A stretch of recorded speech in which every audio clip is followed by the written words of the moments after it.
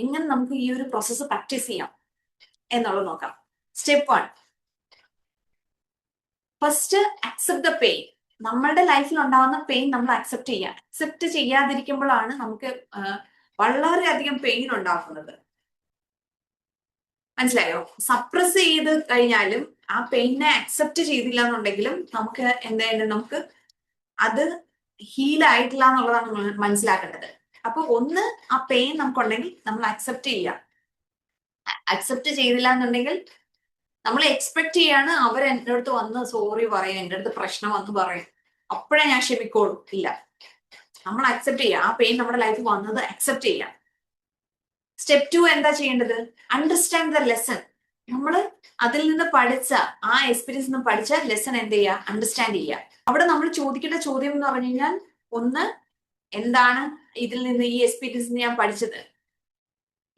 എങ്ങനെയാണ് ഞാൻ ഈ എക്സ്പീരിയൻസ് കൊണ്ട് ഞാൻ സ്ട്രോങ്ങർ ആയി മാറിയത്?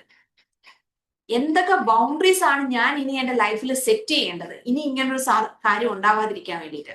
ഫോർഗീവ്നെസ് നിങ്ങൾ പ്രാക്ടീസ് ചെയ്യുമ്പോൾ തന്നെ അറ്റ് ദ സെയിം ടൈം അതിൽ നിന്ന് കിട്ടുന്ന വിസ്ഡത്തിലേക്കാണ് നിങ്ങൾ പോകേണ്ടത്.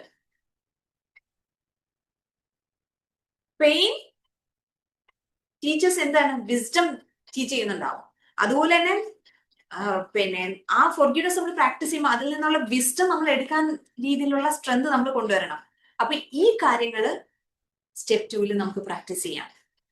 അണ്ടർസ്റ്റുഡ്? ഇനി സ്റ്റെപ്പ് 3 എന്താ ചെയ്യേണ്ടത്? ഇതുമായിട്ടുള്ളൊരു ഇമോഷണൽ അറ്റാച്ച്മെന്റ് നമ്മൾ റിലീസ് ചെയ്യുക എന്നുള്ളതാണ്. എന്താണ് ചെയ്യേണ്ടത്? Release the emotional attachment. നമ്മൾ ആസ് എ പേഴ്സൺ ചിലപ്പോൾ അവരോട് കാണും, അതുപോലെ തന്നെ ഈ ഇവന്റ് എന്തുകൊണ്ട് എന്റെ ലൈഫിലുണ്ടായി. അപ്പൊ ഇമോഷണൽ അറ്റാച്ച്മെന്റ് കൊടുക്കുമ്പോഴാണ് ആ ഇവന്റ് സ്ട്രോങ് ആയിട്ട് നമ്മുടെ ലൈഫിലേക്ക് വരുന്നത്. അപ്പൊ ഇമോഷണൽ അറ്റാച്ച്മെന്റ് കുറയ്ക്കുക. ഇമോഷണൽ അറ്റാച്ച്മെന്റ് കുറച്ചില്ല എന്നുണ്ടെങ്കിലാണ് നമ്മുടെ മൈൻഡിൽ ഇങ്ങനെ ഈ ഇതെല്ലാം വീണ്ടും റിപ്പീറ്റ് ചെയ്യുന്നത്, ഈ കോൺവെർസേഷൻ റിപ്പീറ്റ് ചെയ്യുന്നത്. അപ്പൊ അതിൽ നിന്ന് റിലീസ് ചെയ്യുക, ഇമോഷണൽ അറ്റാച്ച്മെന്റ് മാറ്റുക. ക്ലിയർ? സ്റ്റെപ്പ് 4 എന്താ? Choose peace. നമുക്ക് എന്താ വേണ്ടത്? സമാധാനം അല്ലെ? എല്ലാവർക്കും അവസാനം എന്താ എത്തേണ്ടത്? സമാധാനം.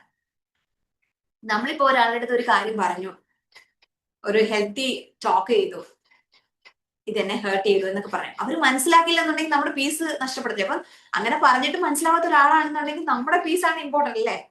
അപ്പൊ നമ്മുടെ പീസ് ഇമ്പോർട്ടന്റ് ആയതുകൊണ്ട് തന്നെ എന്താണ് ഫോർഗീവ്നെസ് എന്ന് പറയുന്നത്? ഇറ്റ്സ് എ കോൺഷ്യസ് ഡിസിഷൻ ആണെന്നുള്ളത് നിങ്ങൾ മനസ്സിലാക്കണം. എന്താണ് forgiveness? Is A conscious decision.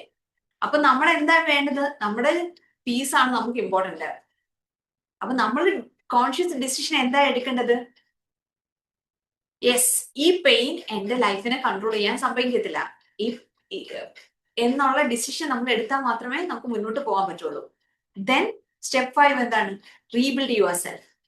നിങ്ങൾ നിങ്ങളെ റീബിൽഡ് ചെയ്യുക എന്നുള്ളതാണ് നമ്മൾ ചെയ്യേണ്ട ഒരു കാര്യം.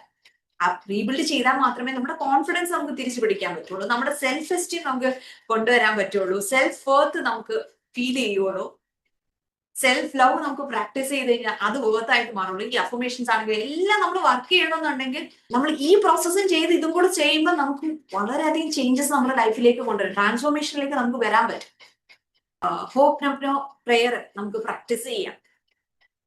യെസ്, അത് നിങ്ങൾക്ക് എഴുതിയെടുക്കാം, അത് നിങ്ങൾക്ക് പ്രാക്ടീസ് ചെയ്യാം. അതും നമ്മൾക്ക് പിന്നെ വളരെയധികം പവർഫുൾ ആയിട്ട് നമ്മളെ ഹെൽപ്പ് ചെയ്യുന്ന ഒരു കാര്യമാണ്. അത് ഈ ഒരു 4 വേർഡ്സ് എന്ന് പറയുന്നത് നമ്മുടെ സെൽഫ് ഫോർഗീവ്നെസ്സിന് നമ്മളെ ഹെൽപ്പ് ചെയ്യുന്ന ഒരു കാര്യമാണ്.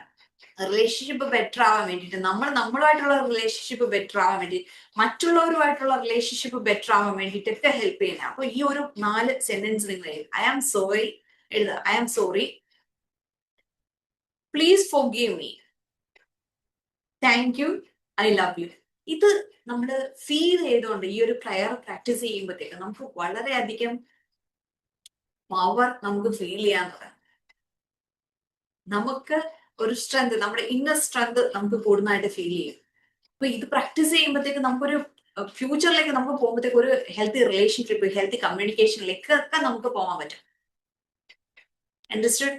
സോ അതോടൊപ്പം തന്നെ നിങ്ങൾക്ക് പ്രാക്ടീസ് ചെയ്യാവുന്ന വളരെ പവർഫുൾ ആയിട്ടുള്ള ഒരു ടെക്നിക്കാണ്. നിങ്ങൾ ഇപ്പം ഞാൻ പറഞ്ഞില്ലേ, എല്ലാ കാര്യങ്ങളും നിങ്ങൾ എഴുതി വെച്ചല്ലോ.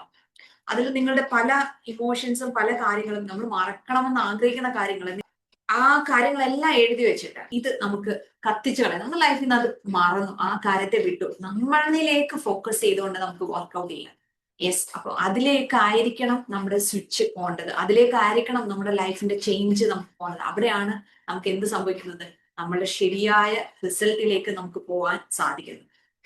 മൈൻഡ് സെറ്റ്, ബിസിനസ് റിലേറ്റഡ് ആയ കാര്യങ്ങൾ കൈകാര്യം ചെയ്യുന്ന പോസിറ്റീവായ ഒരു വാട്സപ്പ് കമ്മ്യൂണിറ്റി ഞങ്ങൾക്കുണ്ട്.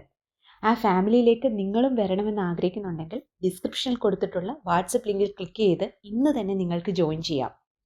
നിങ്ങൾ ആദ്യമായിട്ടാണ് ഈ ചാനൽ കാണുന്നതെങ്കിൽ സബ്സ്ക്രൈബ് ചെയ്ത് സപ്പോർട്ട് ചെയ്യുക. അതുപോലെ ഈ വീഡിയോ ഇഷ്ടമായെങ്കിൽ നിങ്ങളുടെ പ്രിയപ്പെട്ടവരിലേക്ക് ഈ ചാനൽ ഷെയർ ചെയ്യുക.